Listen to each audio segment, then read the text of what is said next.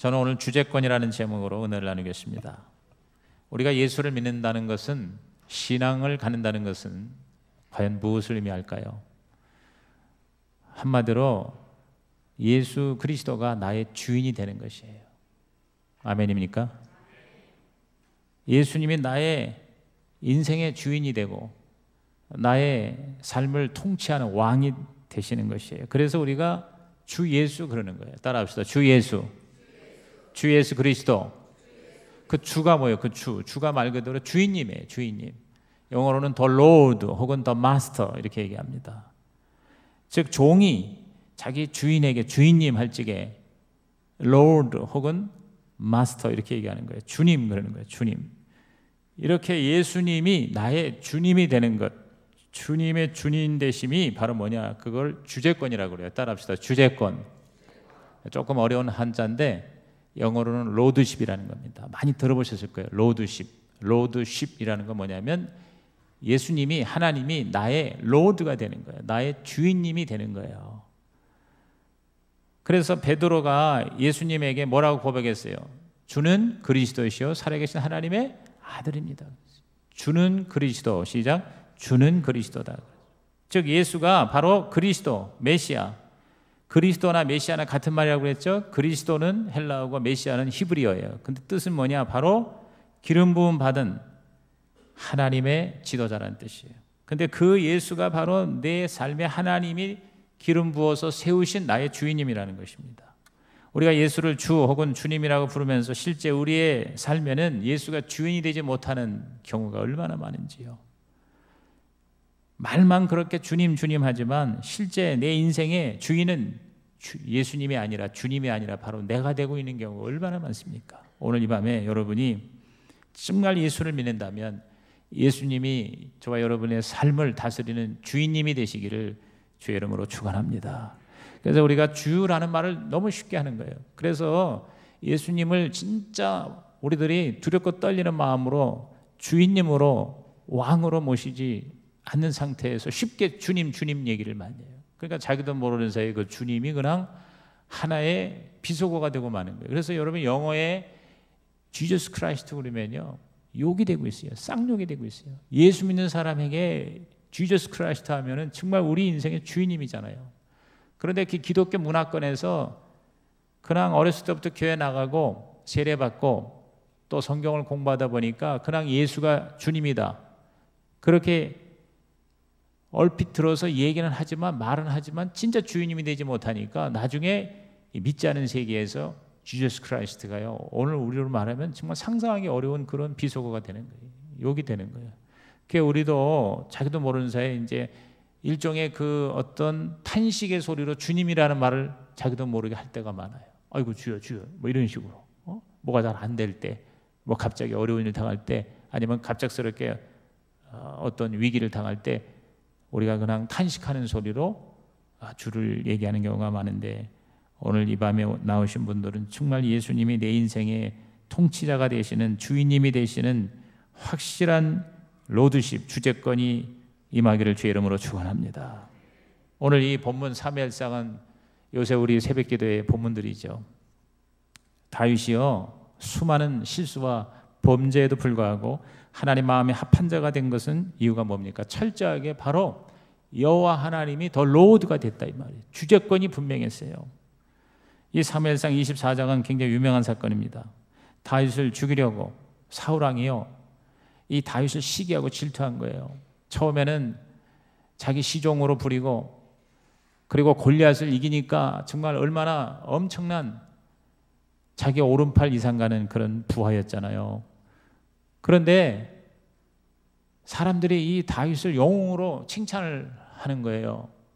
사울은 천천히요 다윗은 만만이라, 이 말에 질투가 난 거예요. 시기가 난 거예요. 그러니까 이 악한 영이 그 마음을 지배하니까 그 사랑의 대상이었던 다윗이 이제 미움의 대상으로 바뀐 거예요. 그래서 이 다윗을 죽이려고 3,000명이나 정예부대를 풀어서 축적을 하고 찾는 거예요. 그러는 가운데 이제 어느 굴 속에 용변을 누러 간 거예요. 왕이니까 아무데나 용변을 넣을 수가 없잖아. 뒤를 봐야 된다. 성경에 뒤를 본다고 나와 있더라. 그래서 이렇게 보니까 굴이 하나 있어요. 그래서 굴에 들어가서 이제 그 여러 가지 그 왕의 복잡한 옷을 벗고 이제 용변을 보려고 하는데 마침 그 굴 속에 누가 있었어요? 다윗이 있었어요. 다윗과 그의 무리들이 있었어요. 그러니까 지금 사울의 군사들은 밖에 있고 사울 혼자 이제 용변을 보려고 시커먼 굴 속에 이제 들어와 있는 상태니까 뭐 전혀 사울은 눈치를 못 챈 상황에서 그때 다윗에게 뭐요? 자기를 죽이려고 달려드는 그 사울이 일종의 원수 아닙니까? 그 원수 사울을 죽일 수 있는 절호의 찬스입니다. 그러한 찬스인데 불구하고 다윗은 그 사울이 비록 지금 잘못하고 있고 악한 왕이 되었고 그리고 사실은 이전에 이미 사무엘을 통해서 그 사울의 왕위가 다윗에게 계승이 된 거예요. 다윗이 이미 기름 부음을 받은 겁니다.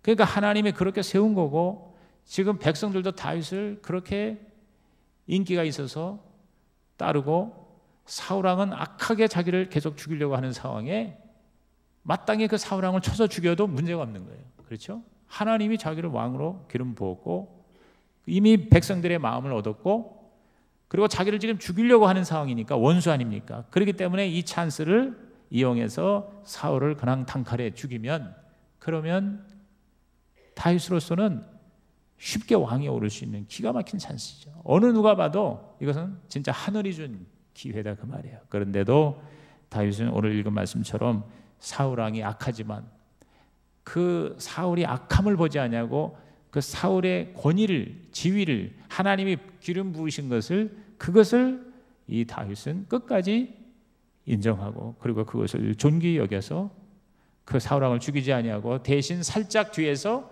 사울 왕의 옷자락을 베어서 그걸 가지고 이제 나중에 사울 왕이 용변 보고 나왔을 때 한참 떨어진 자리에 있을 때 그때 이제 큰 소리로 이 다윗이 사실 내가 당신을 죽이려고 했는데 그러나 하나님이 기름 부으신 왕이기 때문에 내가 죽이지 않고 단지 당신의 옷자락을 베었나이다. 왜 당신이 나를 죽이려고 합니까? 나는 잘못한 게 없습니다. 그러면서 이제 굉장히 설득력 있게 논리적으로 그 사울 왕에게 자기 입장을 얘기하는 거예요. 이제 그랬을 때 이 사울 왕이 대성통곡을 하면서 우는 거예요. 네가 나를 죽일 수 있었는데 나를 안 죽였구나. 그러면서 그 다윗을 오히려 축복하고 감사하는 이런 그런 장면입니다. 근데 이 똑같은 장면이요 26장에 또 한 번 재현이 됩니다. 26장에는 또 어떤 상태냐면 이 사울 왕이 3,000명을 또 끌고 이 다윗을 추격하는 중에 너무 피곤하니까 들판에서 그냥 야영을 하는 거예요. 야영을 하는데 깊은 잠에 취하게 됐습니다. 기가 막힐 정도로 그 모든 사람들이 다 잠속에 취했어요. 그러니까 여호와께서 잠을 깊이 잠들게 하셨다고 성경에 나중에 나옵니다. 근데 그럴 때 이 다윗 왕이 자기 이제 비서실장하고 적은 무리를 데리고 거기를 뛰어 들어가는 거예요. 들어가는데 뭐 다 자고 있는 거예요. 그냥 다 찔러 죽이면 되는 겁니다. 그리고 특히 그 아비새라는 자기 그 비서실장이 저한테 맡겨주십시오. 이건 하나님이 주신 기회입니다. 내가 그냥 두 번도 아니고 그냥 한 번에 목을 따겠습니다.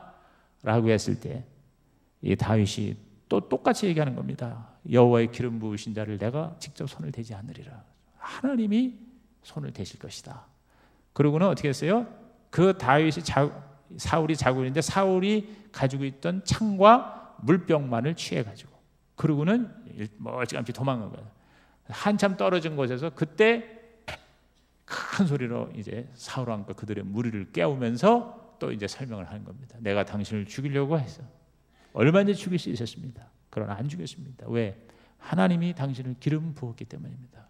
그리고 내가 절대로 나쁜 짓 하지 않았습니다. 근데 왜 당신이 나를 죽이려고 하십니까? 또 이러면서 이제 설명을 합니다. 두 번씩이나 죽을 뻔하다 살아났던 이 사울은요, 진짜 다시 한번 그 다윗을 축복하면서 너가 나를 살렸구나. 너는 반드시 복을 받으리라. 이런 식으로 똑같은 일이 두 번이나 일어나는 현장입니다. 이 현장을 통해서 이 말씀을 통해서 저는 이 다윗이 왜 하나님 마음에 합한 자가 되느냐. 다윗이요 그렇게 완벽한 사람이 아니에요. 그렇게 거룩한 사람이 아니에요. 다윗은요 거짓말도 하고요. 나중에 그 왕 되기까지 많은 고난을 당하면서 살인도 약탈도 굉장히 많이 했어요. 나중에 왕이 돼서도요 얼마나 많은 죄를 저는지 몰라요. 여러분 아시다시피 우리의 아내를 겁탈하는, 즉 간음죄도 지었잖아요. 그리고 그 밧세바의 남편인 우리아 장군을요 살인하게 했어요. 그리고 수많은 잘못을 많이 범했어요. 그런데도 희한하게 여러분 성경에 하나님 마음에 합한 자라고 하나님이 끝까지 칭찬하고 사랑하고 축복을 해준 사람인데 그게 바로 누구예요? 다윗이고요. 그리고 이스라엘 역사상 최고의 왕이요 인물로 지금도 수강을 받고 있어요. 그래서 이스라엘 하면 다윗이야, 다윗. 모든 것이 다 다윗으로 통하는 거예요. 그 이유가 뭘까? 그게 바로 주제권이에요. 주제권. 다시 한번 따라합시다. 주제권. 주제권. 영어로 더 로드십이에요. 로드십. 그래서 오늘 저와 여러분은 가장 중요한 이 주제권에 대해서 우리의 삶에 하나님이 내 인생의 주인이 되고 예수가 나의 주인님이 되는 주제권이 흔들리지 않는 다윗과 같은 신앙이 되어 하나님 마음에 합한 자가 되기를 주님의 이름으로 축원합니다. 그러면 하나님의 그 마음에 합한 이 다윗이 어떻게 해서 주제권을 지켰을까? 그러니까 여러분이 한번 말씀을, 중요한 말씀들을 그냥 빠른 속도로 제가 찾아가면서 같이 읽어보도록 하겠어요. 우선 첫째로 이 다윗은요, 이 주제권을 지킨다는 면에서 사람들의 기분 좋은 말에 귀를 기울이지 않았어요. 다윗의 부하들이 절호의 찬스라고 놓치지 말라고 권면했습니다. 자, 24장 4절 보세요. 다윗의 사람들이 그랬잖아요.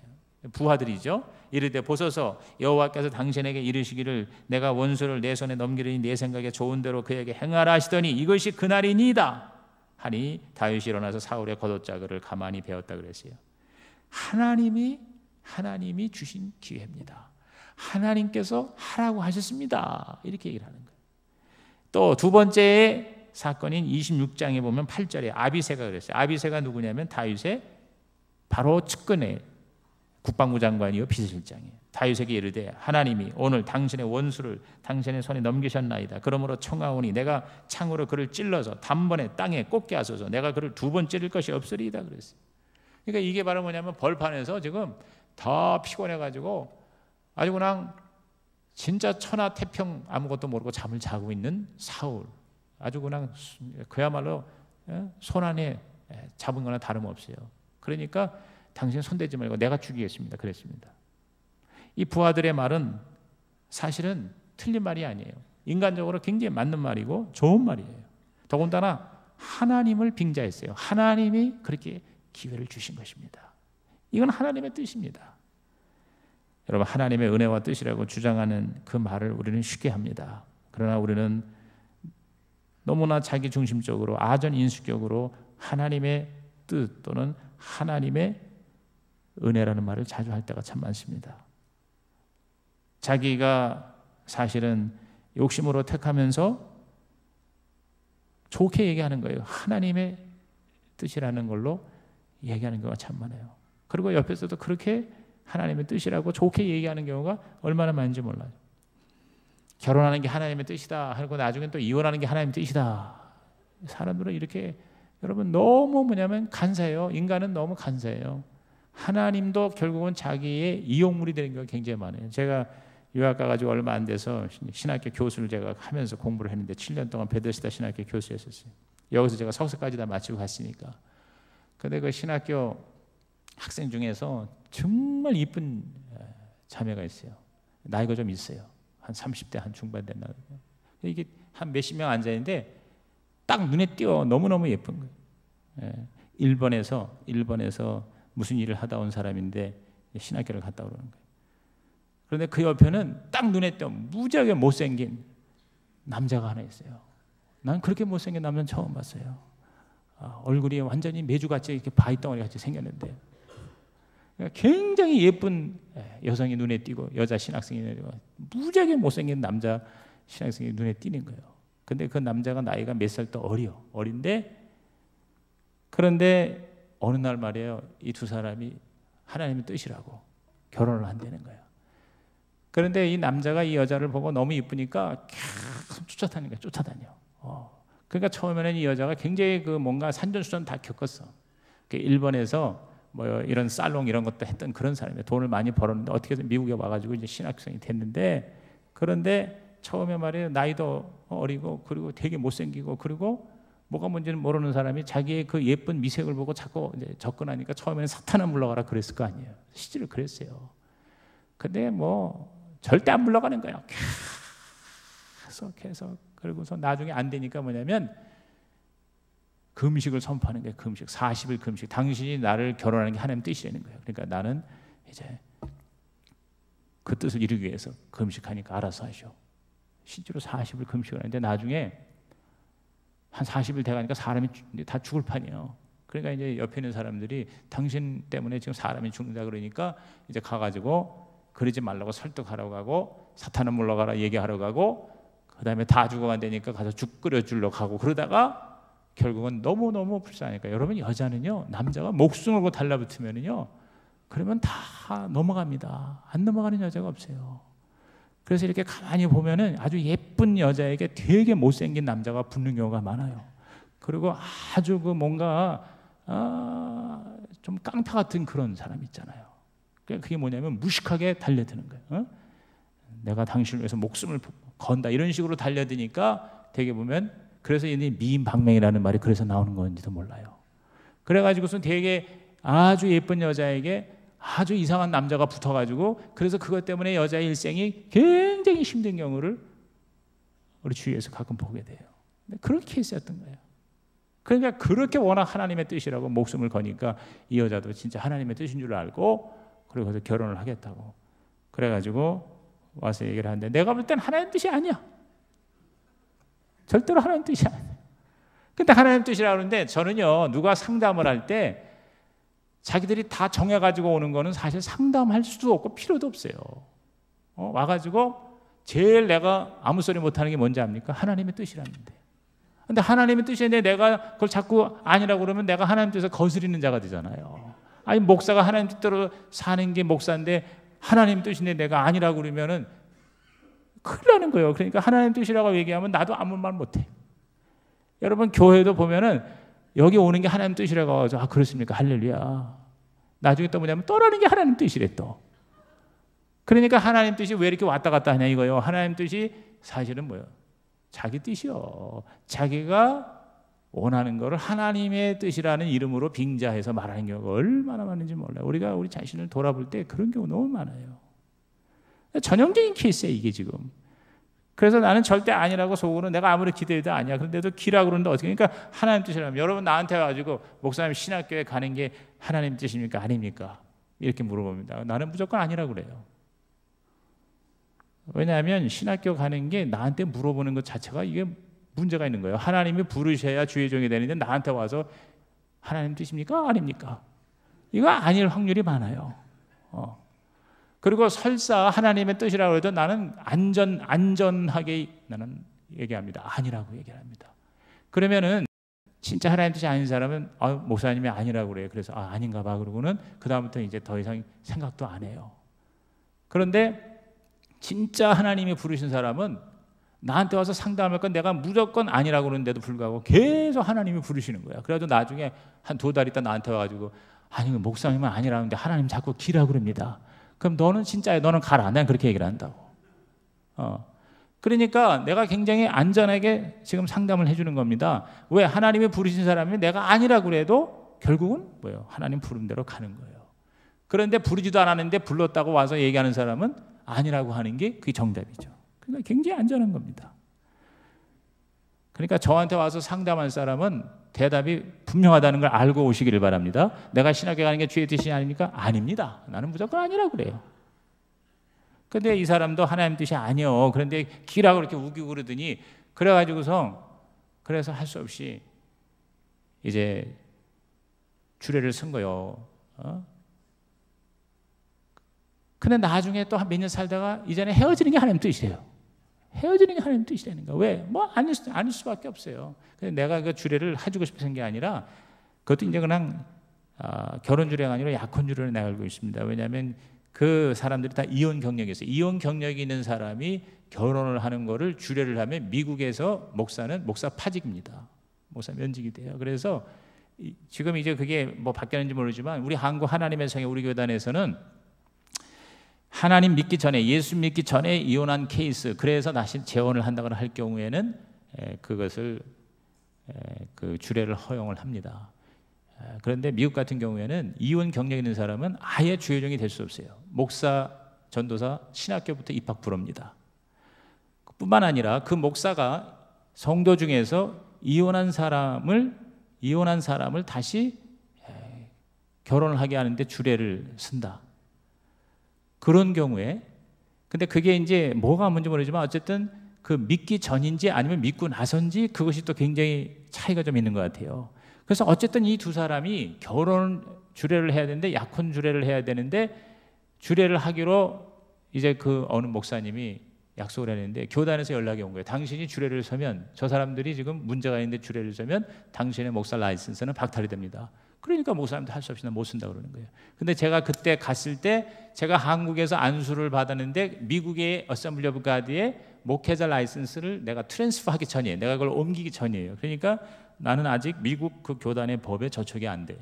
그러니까 한국교회 목회자로서 한국교회는 좀 상황이 다르니까 그래서 이제 쟤한테 찾아온 거예요. 근데 저는 내 마음에 아닌데도 불구하고 하도 울면서 그렇게 얘기를 하니까 그렇게 이제 주례를 해줬는데, 여러분 몇 년 살다가 얼마나 많은 문제가 나는지, 계속 여자는 울고 맨날 얻어맞고 폭력에 시달리고, 그리고 하여튼 인간적인 그런 모욕과 아픔과 고통이 그렇게 심각할 수가 없는 거예요. 그게 아닌 게 뻔하거든요. 그냥 맞지가 않는 거예요. 도저히 맞지가 않고, 그리고 이것은 진짜 하나님이 짝지어준다는 개념보다 인간의 탐욕과 욕심인 거거든.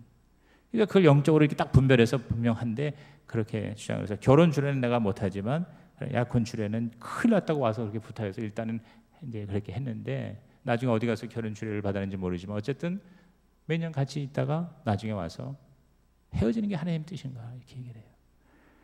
제가 이 얘기를 좀 하는 거는요, 오늘 우리들의 삶에서 우리들은 너무나도 하나님을 빙자해서 자기 뜻을 주장하는 경우를 많이 봅니다. 다윗은 거기에 넘어가지 않았습니다. 그래서 다윗은 정말 신중한 판단을 함으로써 우리 하나님 절대 주재권에 철저하게 자기 자신을 연합시켰던 것을 여기서 보게 돼요. 겉자로 옷을 칼로 벤 후에 그걸 기회를 이용하려고 했지만 하나님의 진정한 뜻을 깨닫고 사울을 치는 것을 중단했습니다.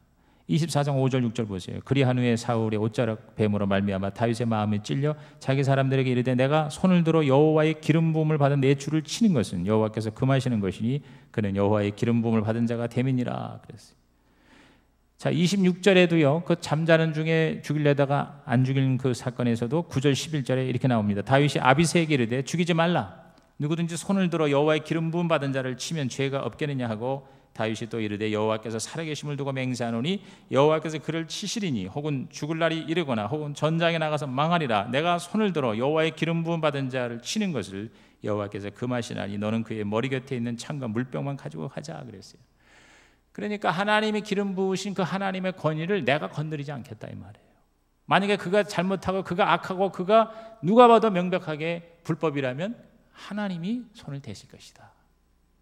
여러분, 이 말씀은 오늘 저와 여러분이 이미 알고 있는 분도 많이 계시지만 우리 교회에서 특히 여러분의 영적인 권위를, 여러분 위에 세우신 권위를 어떻게 평신도가 대하느냐의 하나의 지침을 우리에게 주는 것입니다. 철저한 신본주의, 절대적인 주재권의 가장 모범적인 결정판입니다. 여러분, 다윗이 사울을 죽이면 바로 왕이 될 수 있었어요. 그렇죠? 그런데 하나님의 주권을 끝까지 인정하고 지켜나갔어요. 그거 때문에 여러분 10년 이상을 다윗이 고생을 했어요. 죽을 고생을 얼마나 많이 했는지 쫓겨다니고요. 심지어는 자기의 이스라엘의 원수인 블레셋의 그 왕 밑에 무릎을 꿇고 기어들어가서 먹고 살기 위해서 살려달라고. 그래서 나라를 배신하고 적군의 적장의 밑으로 들어가서 자기가 골리앗을 죽인 그 블레셋 아니에요. 그 블레셋 왕을 찾아가서 나한테 한 자리 좀 달라고, 나를 좀 살려달라고. 그래가지고 몇 년을 거기서 봉사를 했어요. 그러면서 수많은 여러분 위기와 고난과 고통을 겪었습니다. 왜 그랬습니까? 그 하나님의 주재권을 지키기 위해서였어요. 기름 부음 받은 자는 내가 손을 대지 않으리라. 기름 부음 받는다는 건 뭐냐면 하나님이 세우셨다는 거죠. 하나님이 세운 자를 내가 건드리지 않으리라. 오늘 저 여러분 위에 하나님이 세운 자, 하나님이 여러분에게 권위를 준 자에게 여러분께서 스스로 판단하여 대적하거나 거역하거나 여러분이 심판자가 되어서 우리 하나님 보시기에 합당하지 않은 일을 절대로 하지 마시기를 주의 이름으로 부탁을 드립니다. 우리 위에 세우신 하나님의 권위, 그것은 꼭 교회의 무슨 목회자뿐만 아니에요. 가정에서의 부모일 수가 있고요, 학교에서의 스승일 수가 있고요, 직장에서 여러분의 상사일 수가 있어요. 오늘 우리 한국 교회가 여러 가지로 혼란하고 위기고 그리고 흔들리는 이유 중에 하나가 뭐냐면요, 이러한 그 하나님의 권위에 대해서 우리가 쉽게 판단하고 우리가 쉽게 손을 대는 것에서부터 모든 문제가 생기는 거예요. 그리고 그게 안 되니까 뭐냐면 세상의 법정으로 끌고 가는 겁니다. 지금 뭐 완전히 만신창이가 되고 있어요. 그렇게 해가지고서 과연 해결이 되느냐? 절대 해결이 안 됩니다. 오히려 엄청난 사탄의 결국은 공격을 받을 뿐인 것이죠. 두 번째로 이 다윗의 주재권을 통해서 우리가 깨닫는 것은 하나님이 세우신 권위를 존중하고 그 판단과 심판을 하나님께 맡겼다고 하는 것입니다. 다윗은 사울왕의 권위를 존중했습니다. 보십시오. 24장 8절에 보니까 그 후에 다윗도 일어나 굴에서 나가 사울의 뒤에서 외쳐 이르되 내 주 왕이여 하며 사울이 돌아보는지라 다윗이 땅에 엎드려 절했다. 그러니까 지금 뒤를 보러 용변을 보러 온 그 사울왕을 얼마든지 죽일 수 있는데 죽이지 않고 옷자락만 베었어요. 그리고 나가서 설명을 할 때에 야 이거 봐 이 자식아 이런 식으로 나오질 않았다는 거예요. 이 다윗은 끝까지 그 왕을 사울왕을 인정했잖아요. 그러면서 나의 왕이여 나의 주여 하면서 땅에 엎드려서 절하면서 얘기를 한 겁니다. 자기가 굉장히 올바른 주장을 했고 그 다음에 사울왕은 너무나도 잘못한 상황에도 불구하고 끝까지 그 권위를 존중해 줬어요. 19절 보실까요? 원하건대 26장 19절에도요. 자, 똑같은 게 24장과 26장에 일어난다고 그랬잖아요. 내 주 왕은 이제 종의 말을 들으소서 그랬어요. 지금 이 26장은요 24장에 그렇게 사울왕이 다윗을 칭찬하고 정말 내가 잘못했다, 네가 정말 복을 받을 거야, 이렇게까지 통곡을 하면서까지 자기를 죽이지 않은 다윗에 대해서 감사하던 그런 사울이었어요. 근데 똑같은 일을 벌어지는 몇 년 동안 엄청나게 이 다윗이 고통을 당한 거예요. 죽음의 위협을 많이 당한 거예요. 그런데도 불구하고 이 죽이지 않고 이 기회가 또 왔는데도 사울에게 말하기를 내 주 왕은 이제 종의 말을 들으소서 그랬어요. 왕은 나의 주인이요 나는 당신의 종입니다. 이런 자세로 얘기를 했다는 거예요. 그러니까 사울 왕의 그 권위와 체면을 존중해 주는 그런 태도, 하나님 그걸 다 보신 거예요. 하나님이 그걸 보신 거예요. 여러분 사울이 잘못된 말을 듣고 오해를 하는 것이라고 사울을 오히려 감싸줬어요. 사울이 당신이 나쁜 놈이야, 당신은 악한 왕이야, 이렇게 정면으로 비난하거나 그러지 않았어요. 굉장히 사울왕을 존중했습니다. 자, 사무엘상 24장 9절에서 10절을 보시면 다윗이 사울에게 이르되 보소서 다윗이 왕을 해하려 한다고 하는 사람들의 말을 왕은 어찌하여 들으시나이까. 그러니까 왕이 잘못했다기보다 왕 주위에 있는 사람이 말을 잘못 전했습니다. 사울왕이여 당신이 지금 안 좋은 말, 루머, 진리가 아닌 그러한 잘못된 정보를 들으신 겁니다. 그러니까 이제 정확하게 파악하시고 노를 푸시고 저를 죽이려고 그렇게 하지 마세요. 이렇게 얘기하면서 저는 사울왕 당신을 죽이려는 의도가 전혀 없습니다. 당신에게 대적하고 반역하려는 마음도 전혀 없습니다. 이런 식으로 설명을 해주는 것입니다. 여러분 잘못된 정보와 지식 때문에 얼마나 많은 사람들이 오해를 하고 그 오해 때문에 얼마나 많은 시험거리와 문제와 상처가 있습니까? 이 교회에 이제 새가족이 와서 처음에 막 그냥 은혜를 받고 열심히 하는데 옆에서요 기존에 있던 다른 성도가 잘못된 정보를 줍니다. 어쩌고 저쩌고 하는 정보를 줘요. 거기서 시험에 팍 드는 거예요. 그래서 계속 와서 은혜 받고 열심히 주를 섬기다가 어느 날 갑자기 뒤로 넘어집니다. 나중에 알고 보면 뭐냐? 잘못된 정보를 듣는 거예요. 그걸로 가지고 오해를 하는 거예요. 그래서 뭐냐? 그 권위를 그냥 결국은 잃어버리는 거죠. 권위에 대한 존경심을 잃어버리는 거예요. 이렇게 해서 실족하는 경우가 얼마나 많습니까? 많은 사람들이 여러분 교회 와서 예수님 때문에 무너지고 하나님 때문에 실족하는 게 아니에요. 옆에 있는 주위에 있는 사람들, 그리고 먼저 예수 믿은 사람들, 이런 사람들 때문에, 잘못된 정보 때문에 교회와 주의 종과 하나님에 대한 권위가 결국 어떻게 됩니까? 상실이 되는 거예요. 무너지고 마는 거예요. 그래서 아예 예수를 안 믿고 교회를 떠나고, 그리고 비판자가 되고 대적자가 되고, 그러면서 더 이상 예수를 안 믿으려고 하는 사람들이 얼마나 많은지 몰라요. 오늘 저와 여러분은요, 이 다윗을 보고 여러분이 절대로 잘못된 정보, 그것이 진실된 정보라도 하나님의, 또 하나님이 세우신 기름 부음 받은 자의, 그리고 교회의 권위를 깎아먹는 일에 여러분이 절대로 사탄의 이용물이 되지 않기를 주님의 이름으로 부탁을 드립니다. 그게 오늘 설교의 메시지의 중요한 핵심이에요. 사울왕을 아버지로 호칭하면서 어떻게든지 그 사울왕을 사랑하는 마음을 표현하려고 애를 썼습니다. 24장 11절에 내 아버지여 보소서, 내 아버지여, 왕은 내 생명을 찾아 해하려 하지만 나는 왕에게 범죄한 일이 없나이다. 진리는 이것입니다. 지금 나에 대한 여러 가지 잘못된 이야기는 그것은 진리가 아닙니다. 그건 비진리입니다. 내가 왕이여 당신을 내가 대적할 일이 없습니다. 반역할 일이 없습니다. 내가 나쁜 일 한 게 없습니다.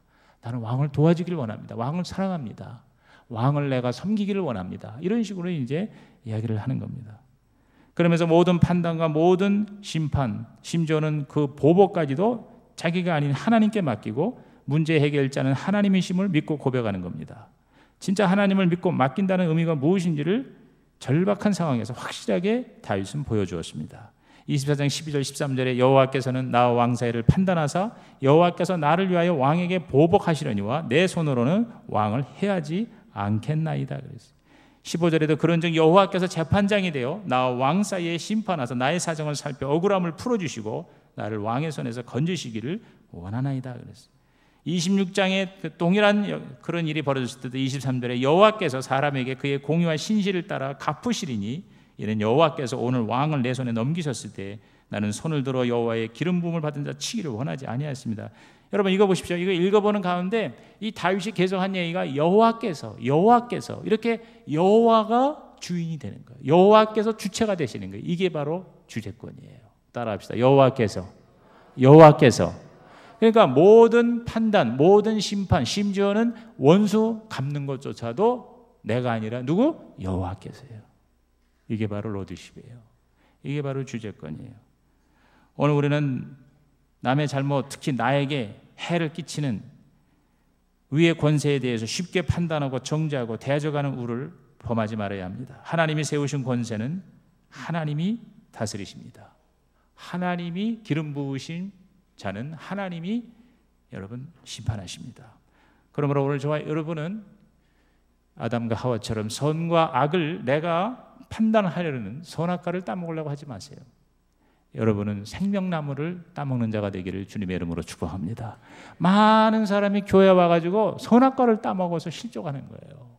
선악과는 하나님의 영역이에요.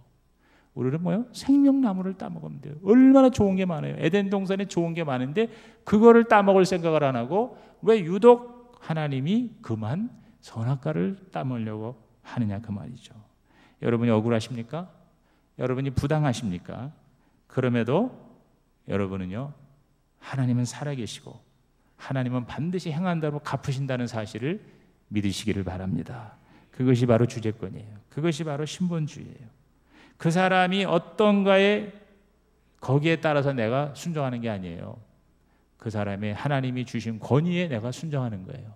여러분, 부모가 시원찮다고 부모의 권위를 무시하는 것은 그것은 올바른 자식의 태도가 아니죠. 부모라는 그 권위를 우리는 인정해야 돼요.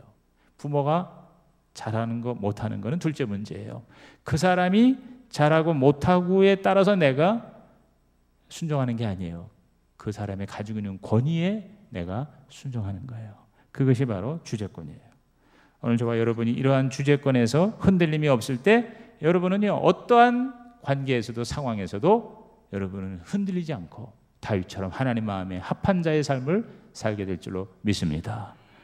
마지막으로 그 결과 어떻게 됐습니까? 다윗은 피를 흘리지 않고도 진정한 승리를 거두게 되었다는 것입니다. 이건 드라마틱한 승리입니다. 사울이 감동을 받고 대성통곡하며 감사하는 마음으로, 자 24장 16절 보십시오. 다윗이 사울에게 이같이 말하기를 마침에 사울이 이르되 내 아들 다윗아 이것이 내 목소리냐 하고 소리를 높여 울었다 그랬어요. 뭐 이것은 쇼일 수도 있지만 그 시점에서만큼은 이 사울은 진짜 자기 목숨이 날아갈 뻔했는데 살아 생존했어요. 얼마나 기가 막혀. 그러니까 사실은 진정성이 있었다고 봐요. 그런데 뭐요? 그것이 나중에 진짜 삶의 변화로 이어지지 않았기 때문에 또 똑같은 죄를 저지르는 거예요. 계속해서 다윗을 죽이려고 사람을 풀고 추격을 하는 거예요. 17절 18절 보십시오. 다윗에게 이르되 나는 너를 학대하되 너는 나를 선대하니 너는 나보다 의롭도다. 내가 나 선대한 것을 오늘 나타내나니 여호와께서 나를 내 손에 넘기셨으나 내가 나를 죽이지 아니하였구나. 그러면서 그 다윗을 다 인정했어요. 그리고 감사했어요. 그리고 더 나아가서 다윗을 축복했어요. 19절과 20절을 보시죠. 사람이 그의 원수를 만나면 그를 평안히 가게 하겠느냐. 내가 오늘 내게 행한 일로 말미암아 여호와께서 네게 선으로 갚으시기를 원하노라. 보라 나는 내가 반드시 왕이 될 것을 알고 이스라엘 나라가 네 손에 견고히 설 것을 아느니. 그러니까 이제는 왕권까지도 다윗에게 인정하는 그런 고백을 합니다. 그러면서 21절에 이제 다윗에게 오히려 자비를 요청합니다. 그런즉 너는 내 후손을 끊지 아니하며 내 아버지의 집에서 내 이름을 멸하지 아니할 것을 이제 여호와 이름으로 내게 맹세하라 하니라 그랬어요. 그러니까 다윗이 다 그렇게 해주겠다고 언약을 맺었어요. 다윗은 피 한 방울 흘리지 않고 이미 전쟁에서 이긴 거예요. 3,000명의 그 휘하에 있는 최고 엘리트 부하들이 다 보는 자리에서. 근데 여러분 나중에 또 다윗을 죽이려고 하다가 다윗이